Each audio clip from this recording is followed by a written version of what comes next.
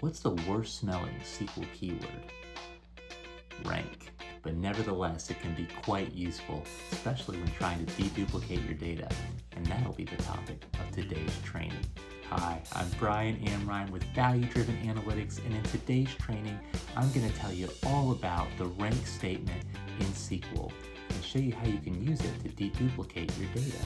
In most of my SQL videos so far, we've executed SQL code in Python using the PandaSQL library. Today we're going to do things a little differently though. Today we're going to use SQL Server Management Studio, another SQL platform that uses SQL Server syntax, but the syntax for the rank statement is pretty similar across all of your different SQL platforms, at least that I've seen. So today's concept will apply regardless of which SQL platform you're using. Let's head over to SQL Server Management Studio. Here we are in SQL Server Management Studio. And what you'll need to do first is, of course, connect to a particular server. Now, you don't need to download Microsoft SQL Server Management Studio in order to run the code today. If you want to, you can. You'll need to have access to a server, so you may already have access to that. That'll work great. If you just want to follow along and see the concepts, that's fine. Or if you're in another SQL platform, that will work as well. This is a server that I've set up here. I'm just going to go ahead and connect to it. Now what I'm going to do is walk you through a particular SQL file that I've written specifically to illustrate the rank statement and how you can use it to deduplicate data sets. So I'm going to go ahead and open this, and you can download this from valuedrivenanalytics.com if you'd like to follow along. I'll put the link in the description, and I'll also put the link in the description to download Microsoft SQL Server Management Studio if you would like. It's free to download, but you'll have to set up a server, and I'm not planning on covering that in this video, but perhaps in a future video. So again, feel free to just watch along as well, and know that this works in just about any SQL platform. If you've been using SQLite in Python using the PandaSQL package through some of my other videos, this rank statement that we're going to create today works there as well. Using PandaSQL within Python, it works with SQLite and lots of other versions of SQL as well. Very versatile statement. So this piece of code, SQL file that I'm going to run today and walk you through, you can find it on the website. And we start by creating a database. Now, in order to do this, let's say you are in SQL Server Management Studio, which is where you create the database here. You will have to have right access to it. You'll have to have the ability to create a database in the first case. So you can do this if you download a local instance of SQL Server Management Studio. You'll have the ability to create a database. But if you don't, that's okay. I'll walk you through how you can handle that instead. So in order to create a database, we'll use this statement, the create database. I'm calling mine Value Driven Analytics, and you can call it whatever you'd like, but make sure you update the references to Value Driven Analytics if you do change the name. We're going to use that to create a schema. So a schema is like a folder of tables. You can have multiple schemas within a database. You think about it as layers of organization. You can have multiple databases. Each database can have multiple schemas, like a folder of tables within that database. And then, of course, within each schema, you can have views or tables. Today, we're going to be creating tables. A view is kind of like a table, but technically behind the scenes, it's actually a query being ran against tables. So it doesn't use any storage, but it usually does take a little bit longer than if you'd materialize that data into a table. That's maybe a whole nother concept, but today we're going to be using tables. So in order to create this database and create this schema, I'm calling the schema rank illustration sales. I'm just highlighting this. I'm going to click execute. Again, you don't have to run this.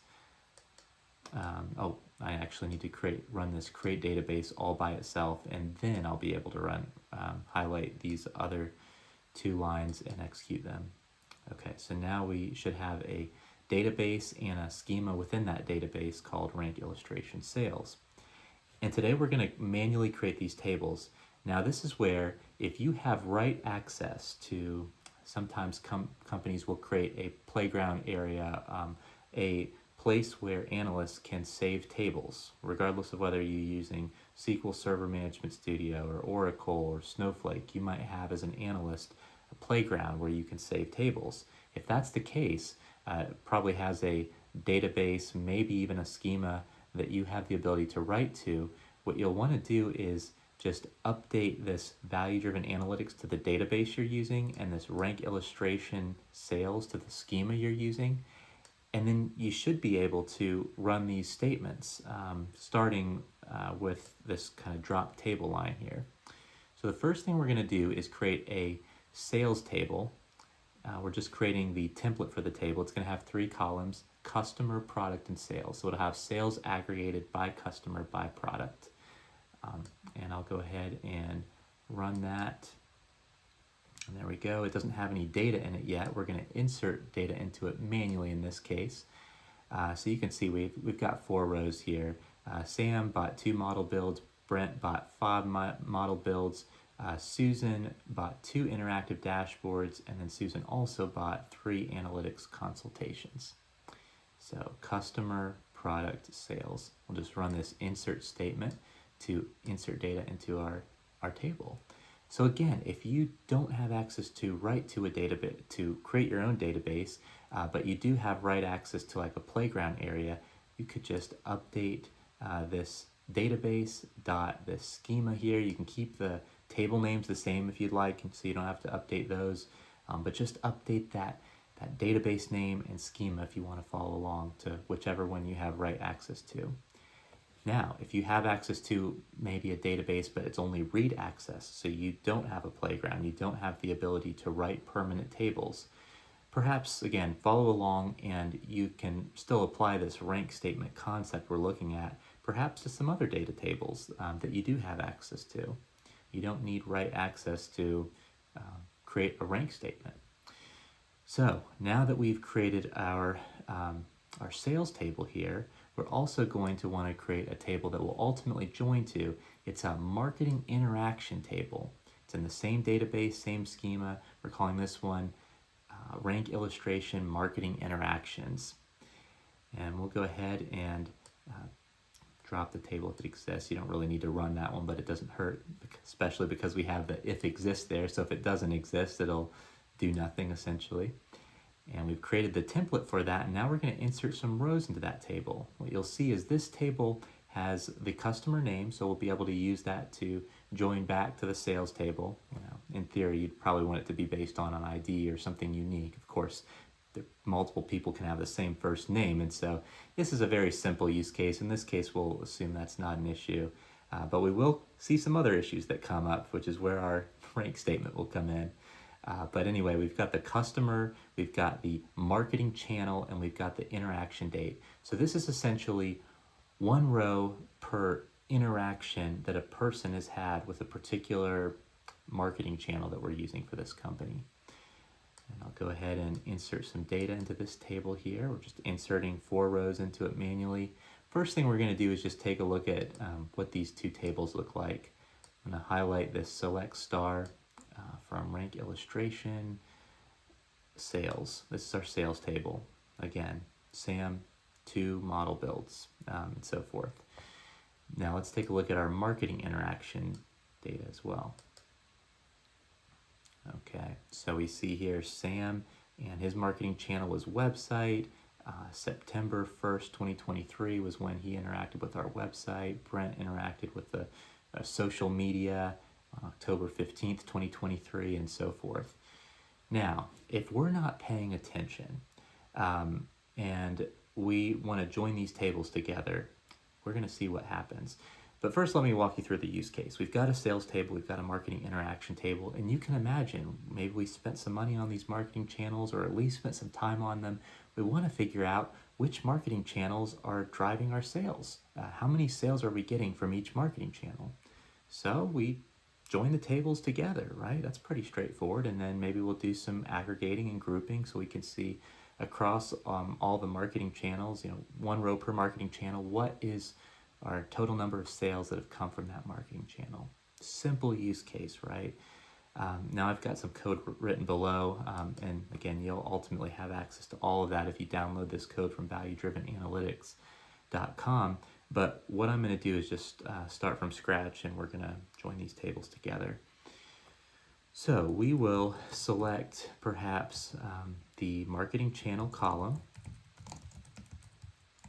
from the marketing interactions, but our main table here is going to be the sales table. So I'll just go ahead and select the sales table.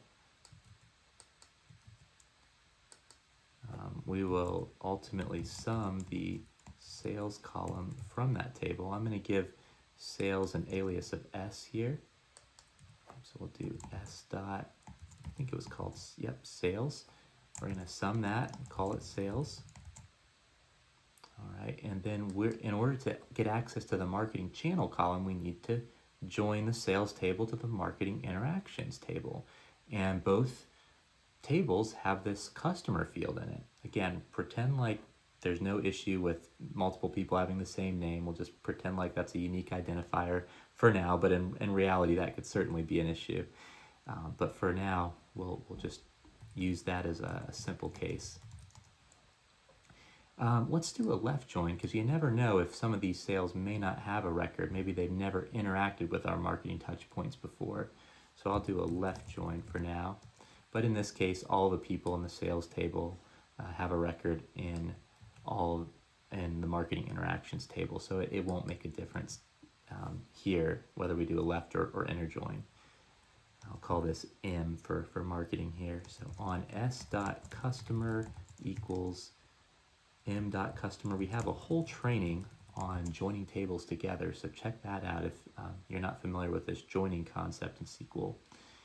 So we've joined those together, and then of course, anytime you are selecting a column that isn't being aggregated, like marketing channel, and another column that is being aggregated, like sales, we're summing sales, that's being aggregated, we need to group by that column as well that's not being aggregated, marketing channel. So we'll absolutely need to group by marketing channel.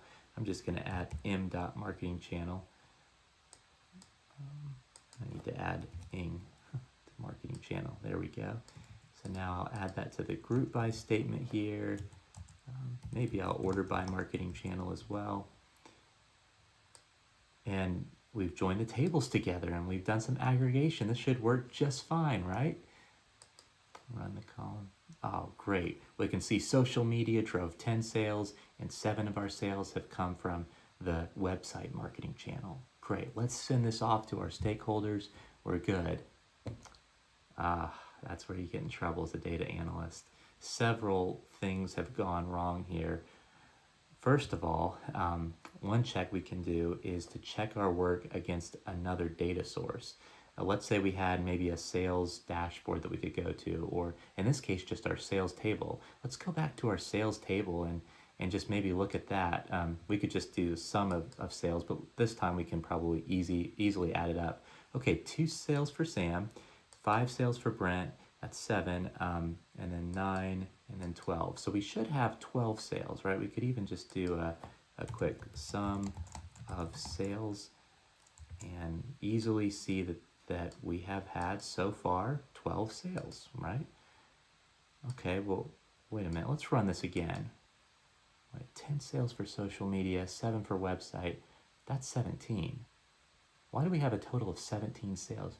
Your stakeholders, most of them will probably catch that and say, wait a minute, you're saying there's 17 sales, we've only had 12 sales so far. What's going on with your analysis? So that's something that you could get ahead of and kind of identify, wait a minute, I've got more sales here than in my sales table. Another way you could catch this as well, let's just go back to select star there. Another way of catching this too is this is a general rule to avoid duplication errors. Just write a simple select statement. Now this is going to be against the table that's being joined in, which in this case would be our marketing interactions table. That's going to be the table we're looking at, and we're going to count star as total rows. That's going to give you just the total number of rows in the table, which should be 4. And then we're going to count distinct On what field? On the field that we're joining on, which in this case you can see we're joining on customer. We need to get the distinct number of values within the customer column in the table that's being joined in. All right, we'll call this unique customer rows. This is something we should have ran before running our main query here, our aggregation query, just to make sure that the table that we're joining in is one row per what we're joining it on, customer in this case. Let's see what happens here. We've got 4 rows in the table, but we've only got 3 unique customer rows.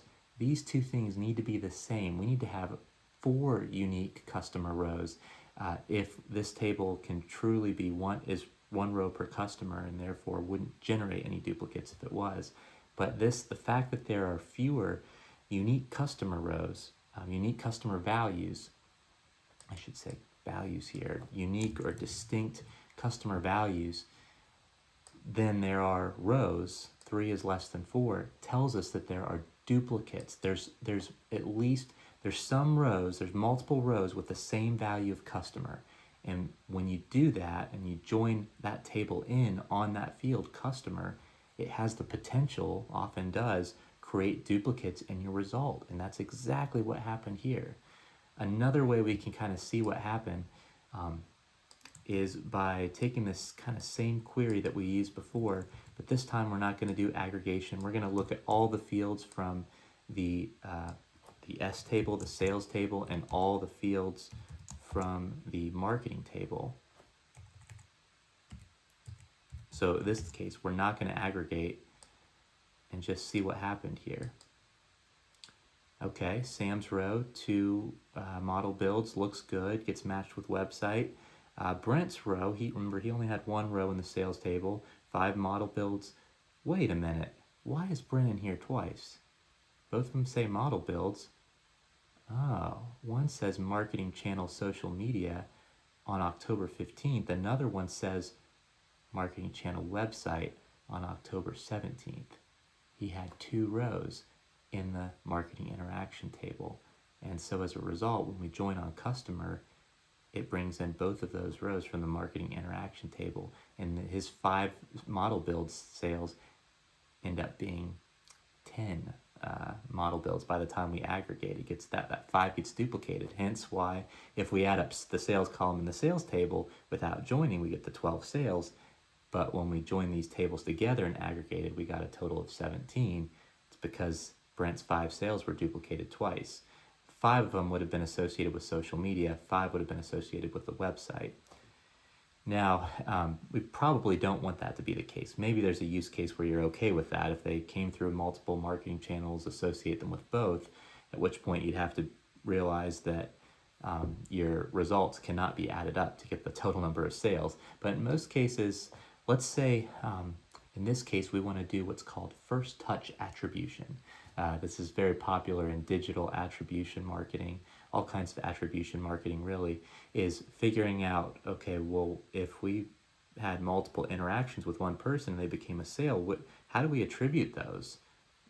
Some people would use last touch and associate it with the last marketing interaction, some first touch, some might actually distribute it across them.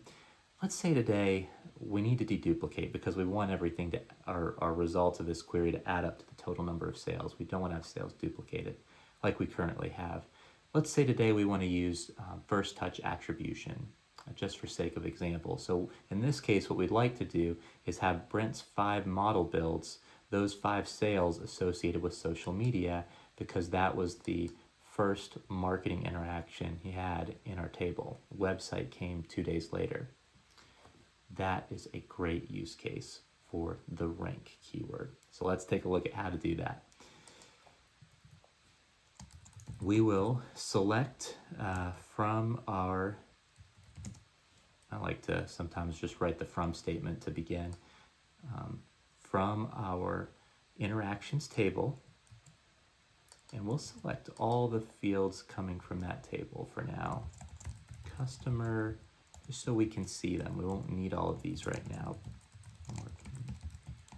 We don't really need the interaction date per se, but we're going to include it so that you can see how this rank statement works.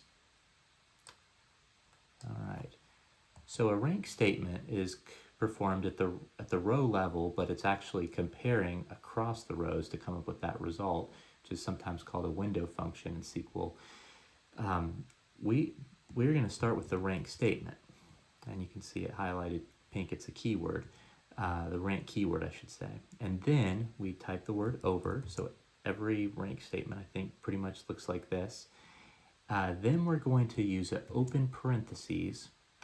And in this case, we want it to rank, but we want it to rank within customer. We're not looking to rank all of these interactions across all the people. We're trying to rank interactions within a customer. So if we did want to just calculate interactions overall, we wouldn't need a partition by statement that we're about to write. But if we did want to rank our interactions just within a customer, we would write a partition by statement here. Partition by, there we go. And then we'll list the field. In this case, the field is customer. I'm putting everything in quotes. You really don't need to, except for these marketing channel and interaction date. I like to include spaces in mine because it just keeps it in that format that we'd want to show in our ultimate visualization from the get-go. Some people prefer to use underscores, so you will have to either have brackets or quotes around these like I do. And it doesn't hurt to put the quotes around customer, for instance, even though it doesn't have a space. So partition by customer, and if you needed to partition by multiple things, hey, within customer and this other thing as well, you just have as many fields as you wanted to separated by commas. But in this case, we're partitioning by one thing.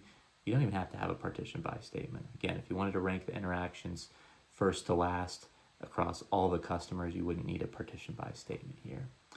Well, the next thing you need is an order by statement. So here we want the first touch to come first. We want that to have, ultimately we're going to need a rank of 1. And so the field we're going to order by here is going to be the interaction date.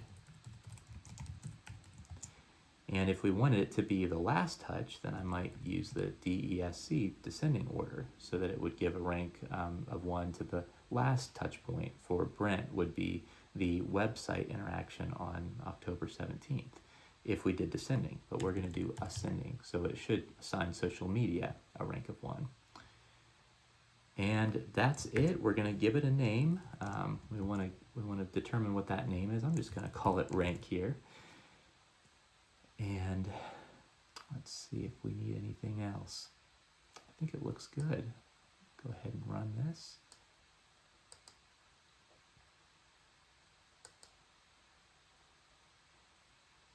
I think we need an open parentheses, close parentheses there after rank. So be sure to include that as well. Now let's run it. All right. So this table, again, had 2 rows for Brent, social media and website. Notice that this rank field we just created, it has a rank of 1 for social media because that was the earliest interaction date, and then a 2 for website. And then it's just a 1 for Sam's row and a 1 for Susan's row because they only had 1 marketing interaction in the table. Great, okay, so we've got this. Now how do we use that to avoid duplicates? Well, let me start with the query that we had before to group our sales by marketing channel where we join these together. Let's just start with that. It's already got a lot of what we need coded out. We could use a CTE here, but I'm just going to use I think it's simple enough where we could just use a subquery. And we have a whole training on subqueries and CTEs if you're interested in learning more about this. But essentially what that is it's a query within a query. So I'm going to delete this table.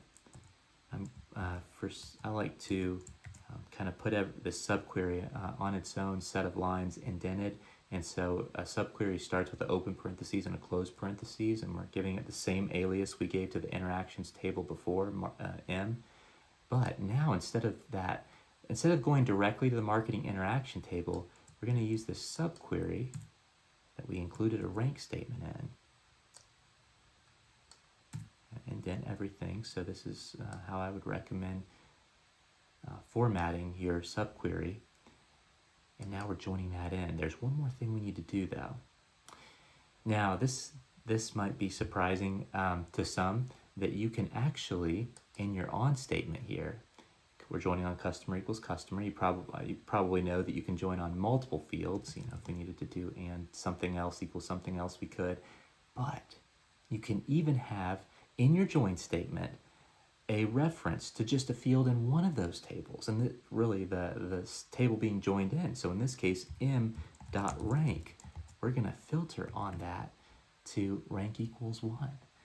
What it does when you add a and statement and you reference a field in the table being joined in is it basically says, okay, this table, in this case it's a subquery, the results of this query that's being joined in, I only want to include it where the rank is equal to 1.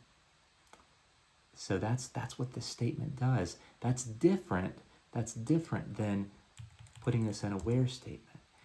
If we put this in a where statement and it's a left join currently, whenever you put something from a second table that's being left joined in the where statement, unless you also have like an or clause that says or rank is null, if we just filter on it and say it equals 1 like this, it would automatically exclude any rows from the sales table that don't have a match in the rank table, because they're not going to have a value of rank. So this would effectively, putting this in the where statement would effectively turn this left join into an inner join. It's something a lot of analysts can get caught up in, might not realize. And so if you put it in the on statement like we are here, it just filters out the ranks of 2, 3, anything that's not 1 in this case, from what's being joined in. Now in this case, again, it won't make a difference because all of the customers in the sales table are also in the interactions table in this situation. So we're going to write it this way. This is going to just bring in the rank equals 1. This is the mechanism right here that removes the website row here for Brent. So let's see what happens when we run this. There we go. Social media gets 10 now, sales associated, and website gets 2 sales associated. And just maybe we quickly do this. If we were going for a last touch attribution, put descending here, and now we should have 5 Brent sales that are going to shift from social media to website. There you go. Pretty neat. All right, so that went well. We got everything sorted out there. Let me show you another situation that can sometimes come up that relates to the rank statement. So I'm going to go ahead and copy these rows, this insert into statement here. I'm just going to move it to the bottom. All this code's already pre-written in the version that you had downloaded from valuedrivenanalytics.com if you downloaded it. Let's see here. There we go. All right, so I'm going to copy this. So we've got Brent's social media row, Brent's website row. What if, I'm going to delete these, make sure you don't have a comma after this since it's only one row that we're inserting here. What if there's another marketing channel, let's say direct mail, like a postcard perhaps. It was also sent the same time as Brent's first interaction, the social media. He also received a direct mail that day. Social media, direct mail, both on the same day. Let's add that to the table. Again, now let's take just a quick look, a select star from this table, see how it looks now.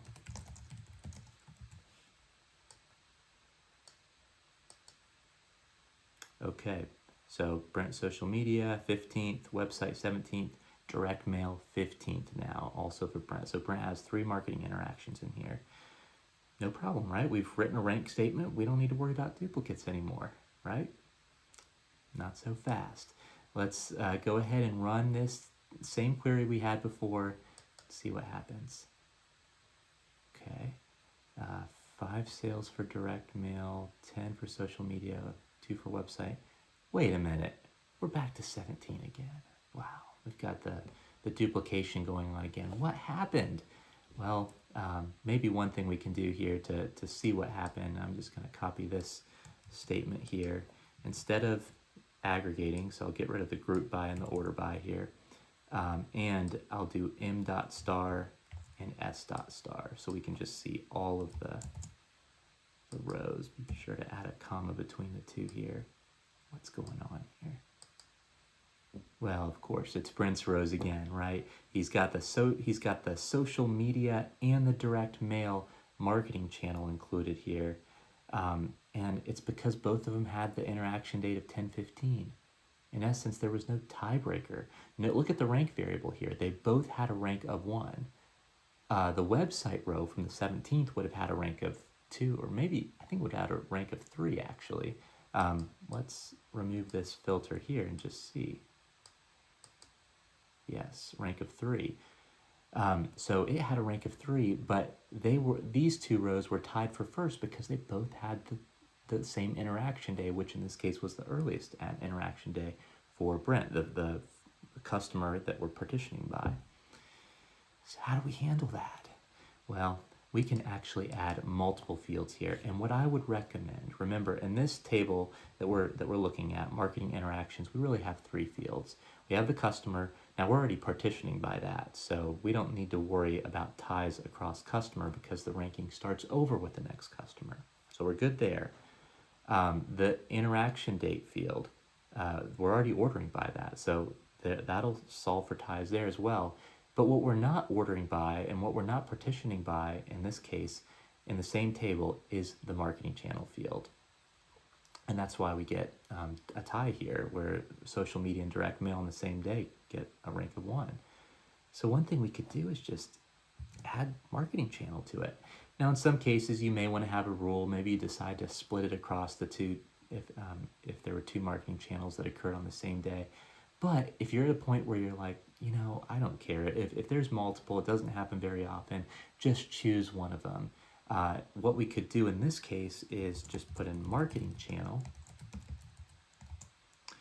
And this, if we did it this way, it would choose the one that was first alphabetically. And if we wanted the last alphabetically, we could add DESC after that field. So that's how you could potentially handle that. And that's how we'll handle it.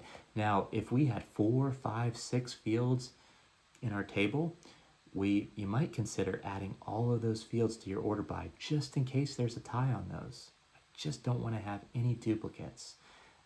So that's one option you could go with. I would highly recommend just including all the fields in your table. We'll show another example after that. It doesn't necessarily have to be all the fields per se, but we'll come back to that. So we're going to add marketing channel to our order by statement. Now let's see what happens here.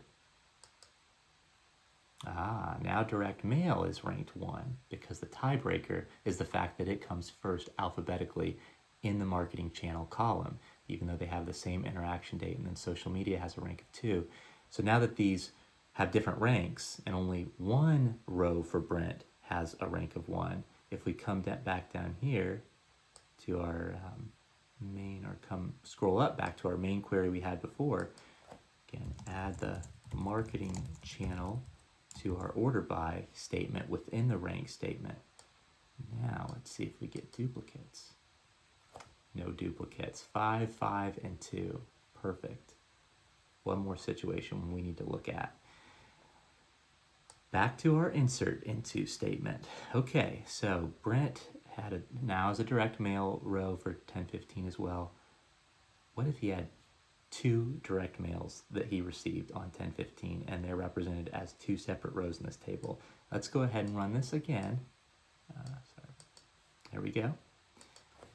And then let's run our select star from our marketing interaction table, see what it looks like now. Okay, Brent has 4 rows, social media, website, direct mail twice. The exact same row. Everything is the same in this row for all the columns. All 3 columns have the same value now. Okay, so our rank statement's gonna take care of that, right? Not so fast. Let's see what happens when we run our final query again.